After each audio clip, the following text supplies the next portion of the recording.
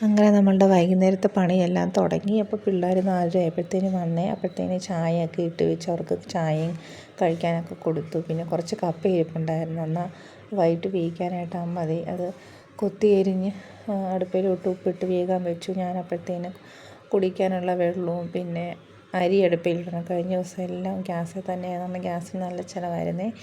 അപ്പം കുറച്ച് വിറക് മേടിച്ചിട്ടുണ്ടായിരുന്നു, 2 കെട്ട് വിറക്. അന്നേരം അടുപ്പ് കത്തിച്ച് കുടിക്കാനുള്ള വെള്ളവും പിന്നെ കുളിക്കാനുള്ള വെള്ളവും അരിയെല്ലാം കൂടെ ഒന്നിച്ച് തന്നെ അങ്ങ് മാറി മാറി വെച്ചു. അപ്പോഴത്തേന് നമ്മുടെ കപ്പയും വെന്ത് വന്ന് തേങ്ങയെല്ലാം ചിരണ്ടി ചതച്ച് വെച്ചിട്ടുണ്ടായിരുന്നു. അപ്പോൾ അത് ഒരു 10 മിനിറ്റും കൂടെ അടച്ച് വേവിച്ച് വെച്ചു. പിന്നെ ഞാൻ പോയി തൂത്ത് വാരാൻ നിന്നു. 4 മണി 4:30 പിള്ളേർ സ്കൂളിൽ നിന്ന് വന്ന ശേഷമാണ് ഈ തൂക്കാൻ നിൽക്കുന്നത്. കാരണം സ്നാക്സ് എല്ലാം തിരുന്ന കാരണം നേരത്തെ തൂത്തിട്ടും കാര്യമൊന്നുമില്ല. അപ്പോൾ അതെല്ലാം ചെയ്ത് കഴിഞ്ഞ് പിന്നെ കൊണ്ടുപോയ പാത്രങ്ങളെല്ലാം കഴുകി വെക്കണം. അതെല്ലാം ഒരു വലിയ പണി തന്നെ, ടാസ്ക്കാണ്.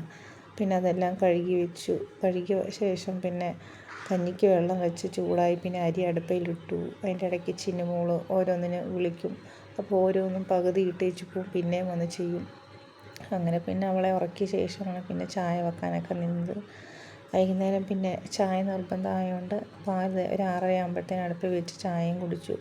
പിന്നെ ഉച്ചക്കത്തെ കറികളെല്ലാം തന്നെ ഇരിപ്പുണ്ടായിരുന്നു. പ്രത്യേകിച്ച് ഇനിയും ഒന്നും വെക്കണം. പിന്നെ തൊട്ട് കൂട്ടാനായിട്ട് വേണമല്ലോ. ഒന്നും കണ്ട് ക്യാബേജ് ഇരിപ്പുണ്ടായിരുന്നു. അപ്പോൾ അതിൻ്റെ പകുതി എടുത്തുള്ളൂ. പിള്ളേർ കൂട്ടുകയില്ല. അപ്പം ഞാനും അമ്മയും വല്യമ്മച്ചിയും മാത്രമേ കൂട്ടത്തുള്ളൂ. അങ്ങനെ തോരനൊക്കെ റെഡിയായി. ഞങ്ങളിതാ കഴിക്കാനായിട്ടിരുന്നു. അപ്പം ഇന്നത്തെ വീഡിയോ ഇത്രയേ ഉള്ളൂ. വീണ്ടും വരാം.